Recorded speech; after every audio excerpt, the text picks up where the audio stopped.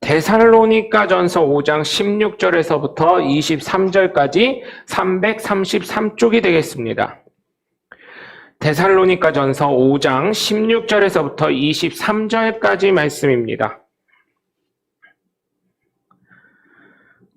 신약성경 데살로니가전서 5장 16절에서부터 23절까지 말씀을 한음성으로 합독하겠습니다. 항상 기뻐하라, 쉬지 말고 기도하라, 범사에 감사하라. 이것이 그리스도 예수 안에서 너희를 향하신 하나님의 뜻이니라.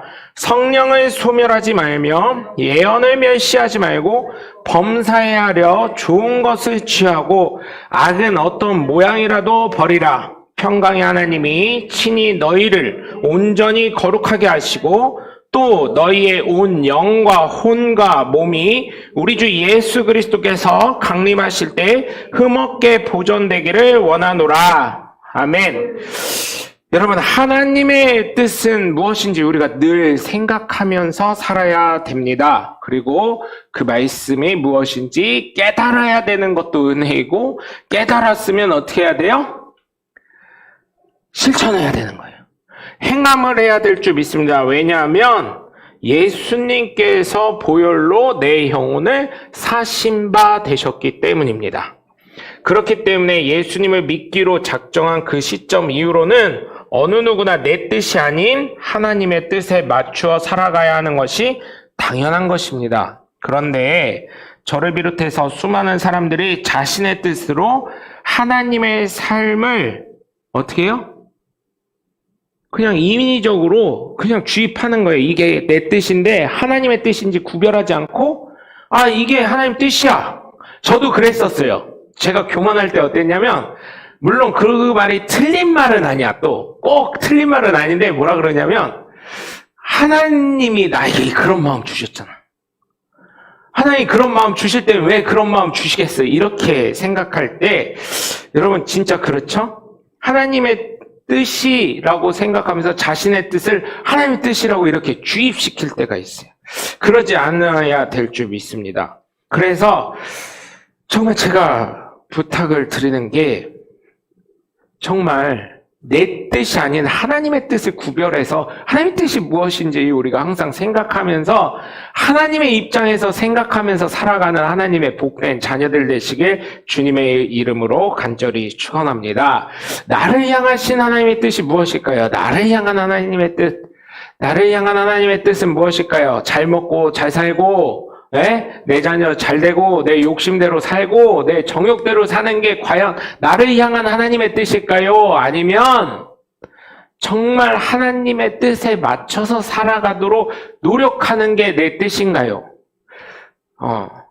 여러분 생각해보면 어때요? 어떤 것이 맞을까요? 저는요, 두 개 다 맞다고 생각을 해요. 일반적으로 사람들은 그렇게 생각을 해요. 물론 정욕대로 살면 안 돼요. 그건 맞아요. 뭐 바람 피고 유치원, 이거예요. 제 기준은 그겁니다. 유치원 아이들이 생각했을 때 이건 잘못된 거다 생각하는 거는 하지 말아야 된다는 게 정설이에요. 하나님도 그거는 원하지 않으신다는 거예요. 그래서 어떤 분들은 그래요. 아브라함도 후처가 있었고 막 이러는데, 사레도 있었고, 하갈도 있었고, 또 후처가 있었고 뭐 이렇다고 얘기를 하는데, 여러분 한번 생각해 보세요. 성경이 일부 다처제를 요구했었던 건 그 시대의 문화였었던 거예요. 성경도 바람을 공식적으로 인정하는데 뭐 이런 분들이 계시더라고요. 아니에요. 일부 일처제를 하나님은 원하셨어요. 아니, 야곱도 봐라 뭐 이렇게 얘기하는데, 아니에요. 실제적으로 보세요. 성경을. 다윗도 봐라 뭐 이러시는데, 아니에요. 요셉을 보세요. 요셉. 예수님의 아버지, 육신의 아버지 요셉을 한번 보세요. 마리아 외에는 가난하니까 그러지.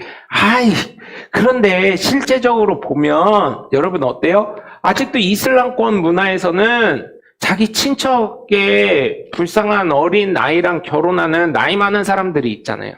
왜 그래요? 그거 도와주는 거예요. 먹고 살게끔. 지참금이라는 게 거기서 나온 거예요. 돈을 주고 그 아이가 우리 집 신부로 와서, 물론 내 부인이기도 하지만 어때요?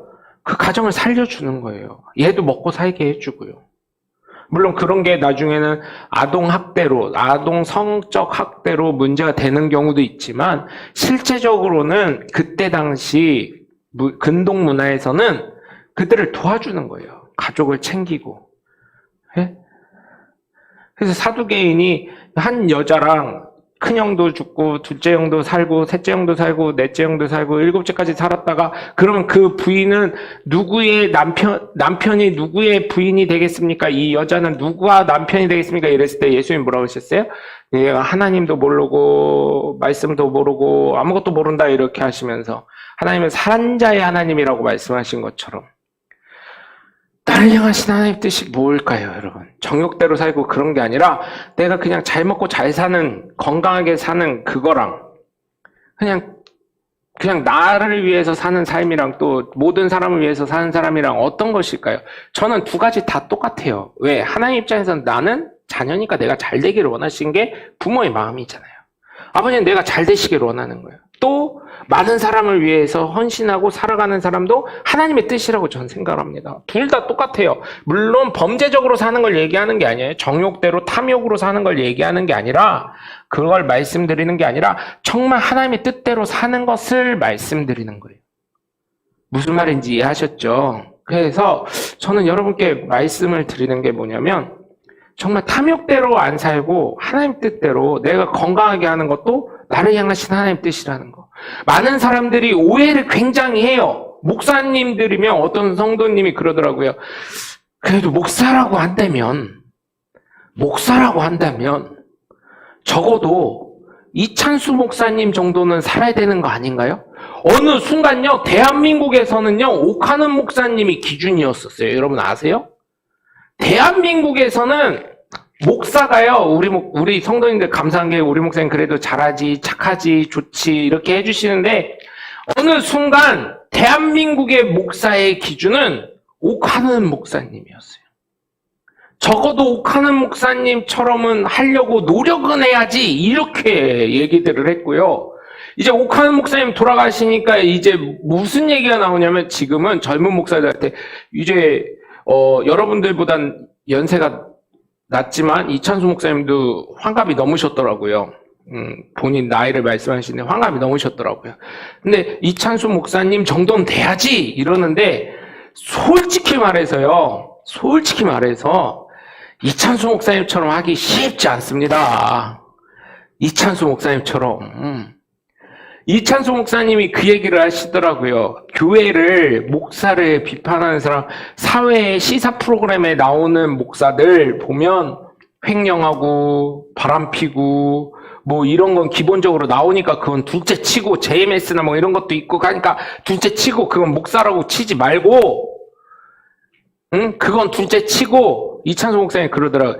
제가요, 그 목사님이 국산차 타시나 봐요. 제가요, 오늘부터라도요, 벤츠 매장 가가지고요, 벤츠를 샀다고 쳐봐요? 그러면요, 여기 있는 교인 중에 3분의 1은 떨어져 나갈까요? 그랬더니, 아무도 표정이 변화가 별로 없었나 봐요. 놀래거나 그런 것도 아니고. 왜요? 저 벤츠 사도 돼요? 왜 표정들이 그렇게 좋으세요? 막 이렇게 얘기를 하시더라고요. 그 얘기를 하시는 거예요. 대형 교회니까. 여러분, 벤츠 살 수 있고요. 벤츠를 더 뛰어넘어서 로이스로이스를 탈 수 있고요. 벤틀리 탈 수 있고요. 진짜 듣도 못했던 그런 거 타실 수 있어요. 그렇잖아요. 교인이 10,000명이 넘고 20,000명이 넘었던 교회인데. 그렇잖아요. 그런 교회인데 못할 이유가 뭐 있겠어요. 쉽게 말하면 대기업 회장이에요. 교회로 따지면. 근데 이제 그 얘기를 하시는 거예요. 자기가 벤츠를 사는 순간 우리 교인들은 알았어요. 표정을 보니까 좋은데 세상에서 손가락질 할 거라고. 세상에서 교회를 평가하고 욕할 때 목사가 왜 벤츠 타냐? 왜 목사가 시계 막 이렇게 가끔 목사님들 보면 막 황금 덩어리, 손 안 무거우신지 모르겠지만 황금 덩어리 시계 손목에 차고 다니신 분들 있잖아요. 목걸이 막 목 끊어지게 생겼어. 연자맷돌을 뭔 죄를 그렇게 많이 지셨는지 모르지만 금 목걸이로 이렇게 해가지고 금이라 다행이지 그거 저기 해봐요. 연자맷돌을 목에다 메고 다니시는지 모르겠어. 어쩔 때는요. 그래서 저 결혼할 때 금목걸이 해줄까? 이러면서 연자맷돌을 왜 메고 댕겨요 내가. 목 디스크 생기고 그거 안 좋아요 그랬죠. 근데 지금 살짝 후회해요. 금값이 이렇게 오를 줄 몰랐어. 인간적인 생각이 이렇게 얘기하는 건 또 목사도 사람이잖아요.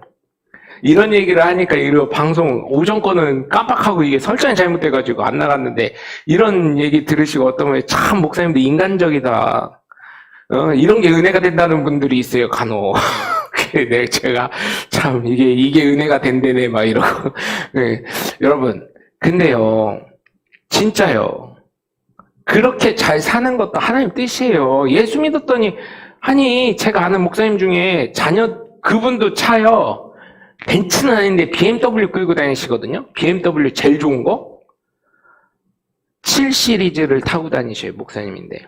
그리고 자녀들이 다 서울대 갔어요. 그분 하신 말씀이 그런 거예요. 예수 잘 믿었더니 하나님 앞에 헌신했더니 하나님 이렇게 축복 주셨다. 그러니까 당신들도 예수 믿으시오 이렇게 예수 잘 믿으시오 이렇게 얘기하시는 거예요.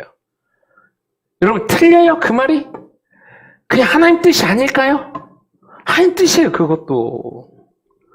그리고 진짜 청빈하게 사시면서 어려운 사람들 도와주고 과부와 고아를 챙기고 그것뿐만 아니라 노숙자 챙기고 그러면서 자기의 삶을 진짜 어렵게 사시는 그런 목사님들 보면 그 목사님들은 왜 신세를 그렇게 속을 새기면서 사나 이런 생각이 드시는 성도님들도 계실 거예요. 그런데 그건 또 하나님 뜻 아닐까요? 그분을 통한? 우리 한번 생각해 보자는 거예요. 이렇게 잘 사시는 분도 하나님 뜻 아닐까요? 잘 그렇게 헌신하면서 사시는 분도 하나님 뜻이 아닐까요? 근데 세상은요, 또 예수님을 믿는 사람들 중에 교회에 불만이 많은 사람들은 어떻게 보냐? 어떻게 봐요?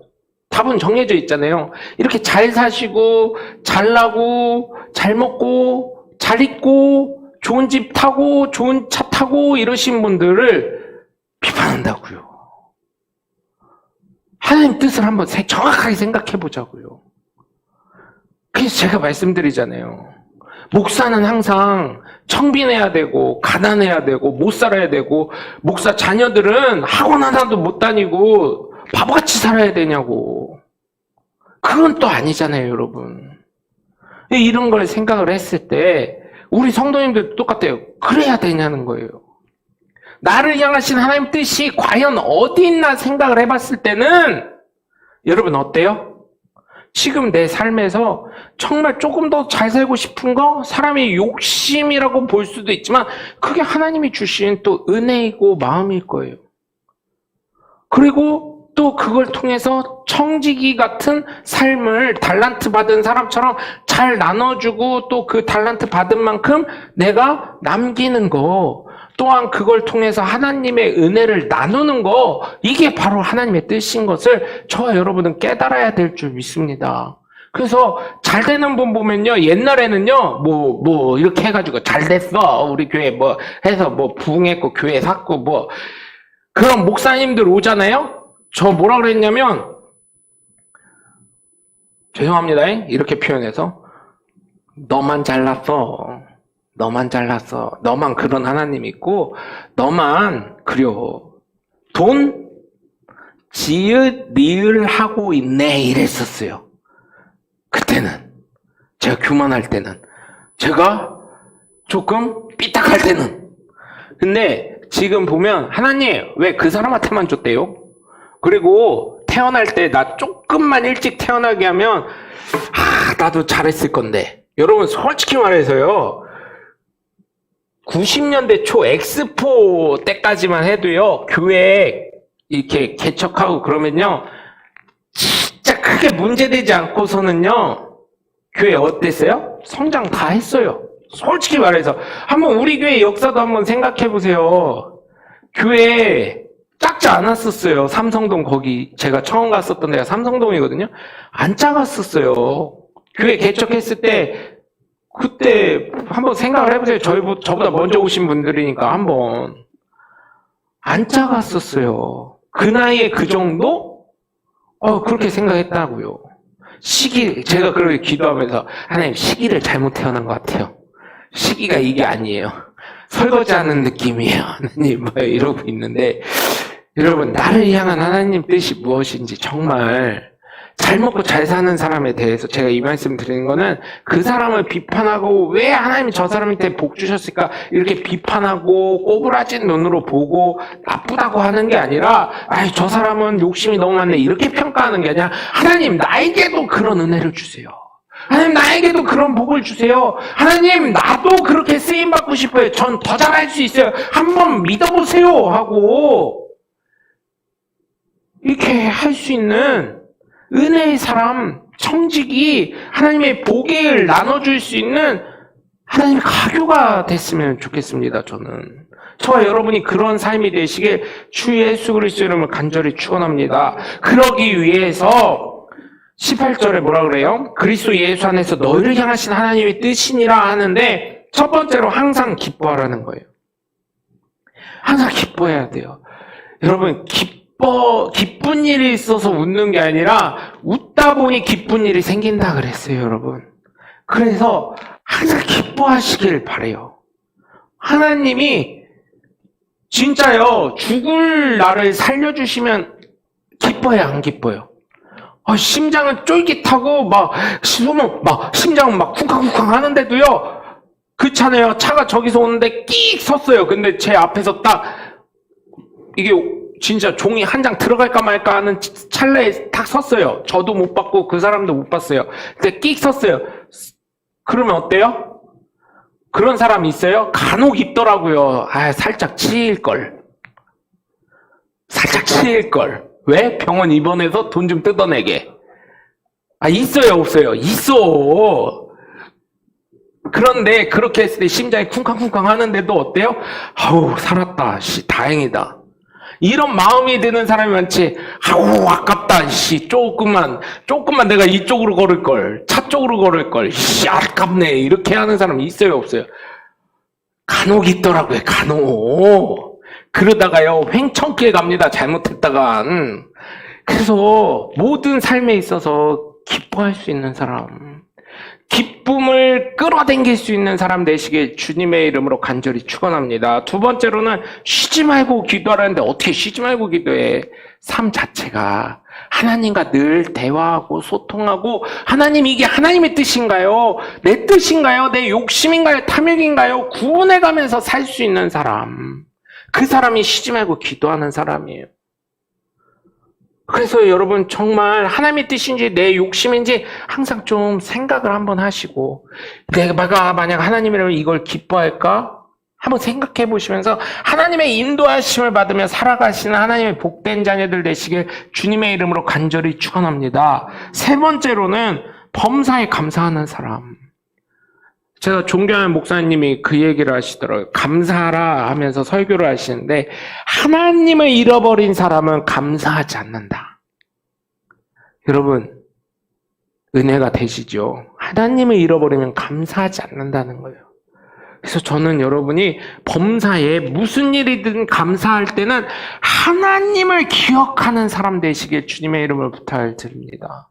하나님을 기억할 때 감사할 수 있는 거예요. 감사하는 사람은 하나님을 늘 생각하면서 사는 사람인 줄 믿으시고 여러분 어떤 일을 당하더라도 하나님이 계심을 기억하면서 감사하면서 하나님이 이 일이 만약에 고난의 일이 있을지라도 시험이 있을지라도 괴로움이 있을지라도 하나님이 이것이 끝나면 반드시 그 뒤엔 복이 있을 것이다 라는 것을 믿으면서 하나님을 기억하면서 살아가시는 하나님의 복된 자녀들 되시길 주 예수 그리스도 이름으로 간절히 축원합니다.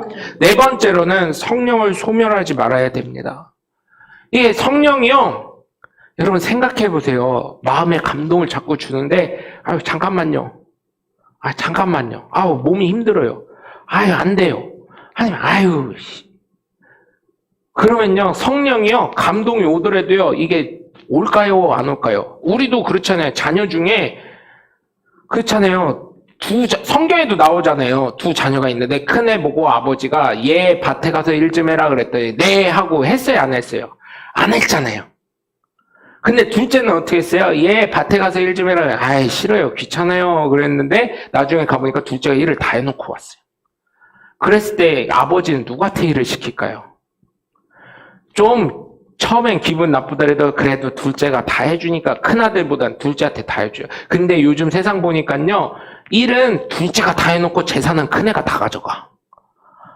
아, 이게 속 터지는 일이에요. 그죠? 그래서 그런 거 이제 재판하잖아요. 둘째가 이제 그래서 열받아가지고 소송을 걸잖아요. 그러면 큰아들이 입증을 해야 돼요. 그거에 대해서. 내가 왜 재산을 반 나눠 가져야 되고 내가 왜 더 가져가야 되는지. 둘째도 입증을 해야 돼요. 소송을 걸었으니까. 그래서 내가 부모님 모셨고 부모님 말씀에 이렇게 했고 이런 거를 다 입증을 해야 되는 거예요. 아, 요즘에 이게요. 그래가지고요.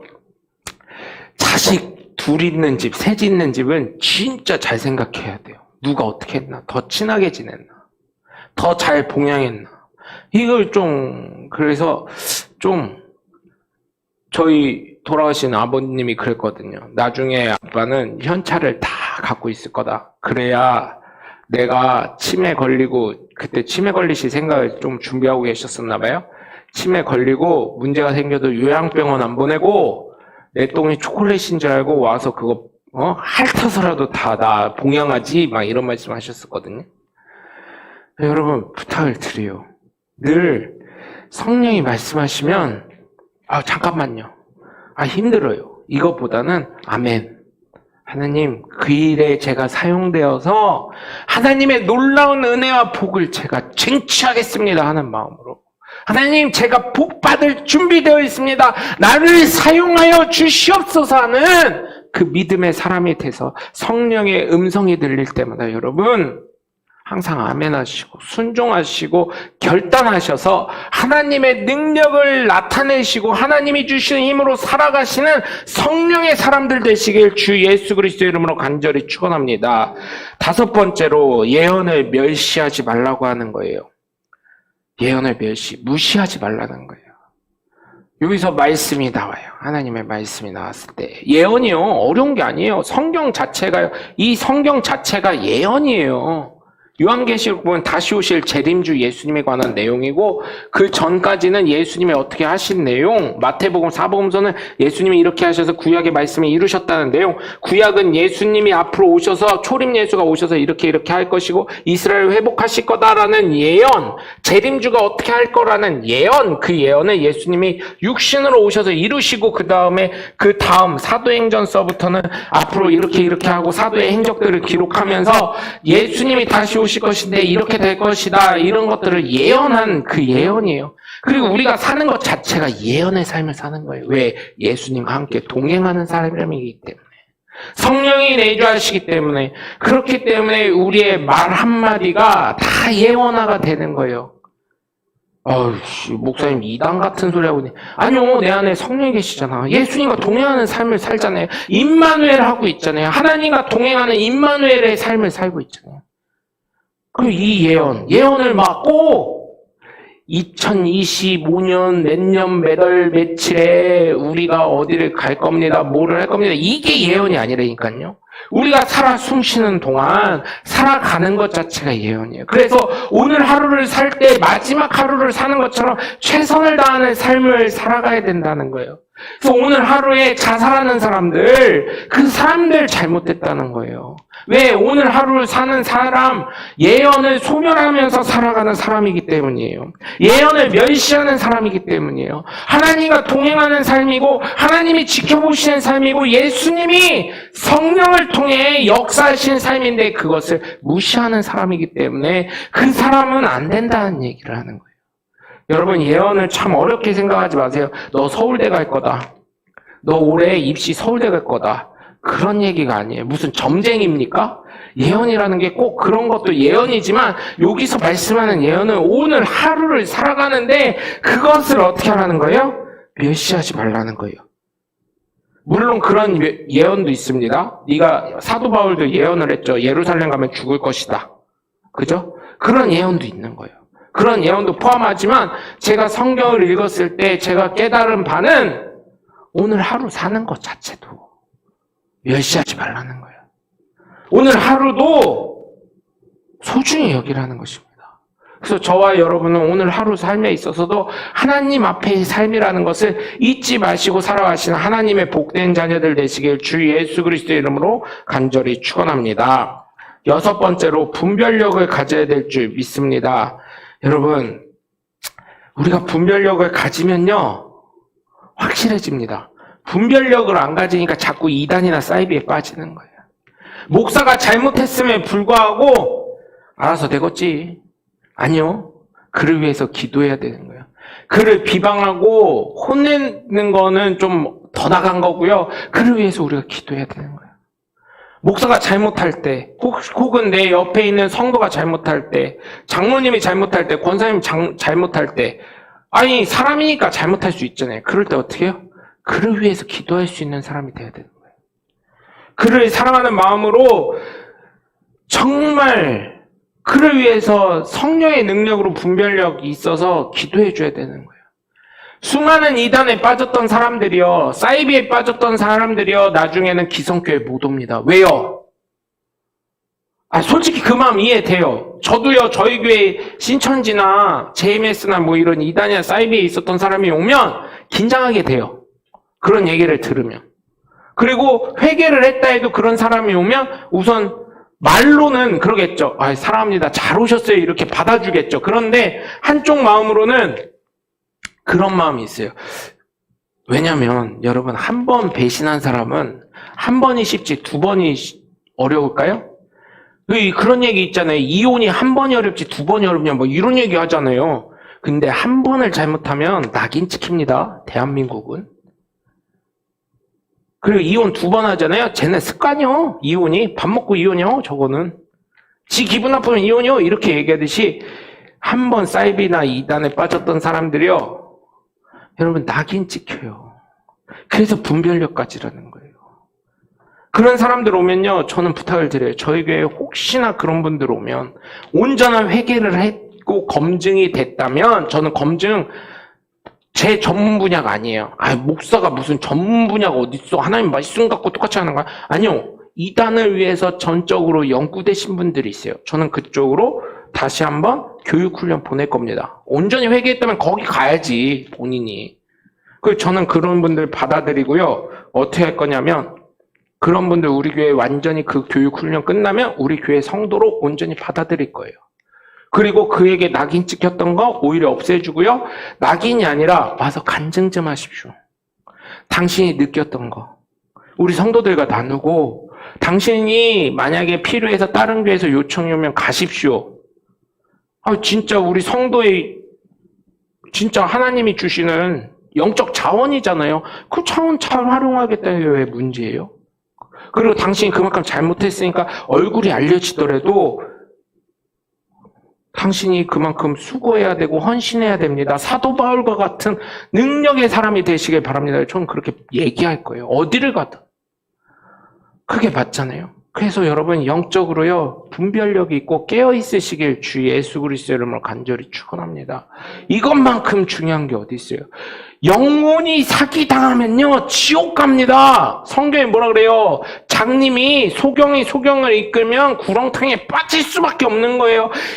여러분 성령이 그 사람만 성령이 있냐고요. 내가 예수님 믿습니다 고백하는 순간, 내가 예수님을 주로 믿습니다 나의 구세주입니다 믿는 순간 내 안에 성령이 아니고서는 예수를 주라 시인할 수 없다는 고린도전서 12장 3절의 말씀에 있는 것처럼 내가 예수 그리스도를 믿는다고 선언하는 순간, 고백하는 순간 성령이 나에게 좌정하시기 때문에 그걸 잊지 마시고 하나님과 함께하는 임마누엘 사람인 것을 반드시 기억하시고 영적인 분별력과 삶에서의 분별력. 여러분 뭐라고 했어요? 내 앞에 복과 화를 두더니 네가 선택하는 대로 하나님이 역사하신다고 하시잖아요.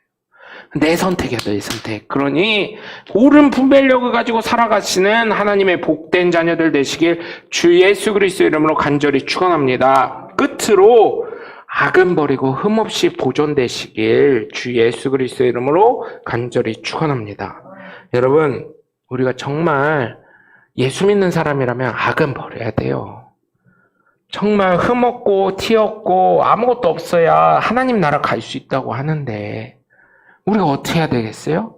정말 악은 버리고 하나님 앞에 온전히 세워질 수 있도록 저와 여러분은 설 수가 없어요. 그런데 설 수 있는 이유 딱 하나, 예수님의 힘으로, 예수 그리스도의 능력으로, 성령의 인치심으로 말미암아 설 수 있기 때문에 저와 여러분은 어떻게 해야 돼요? 오직 예수로.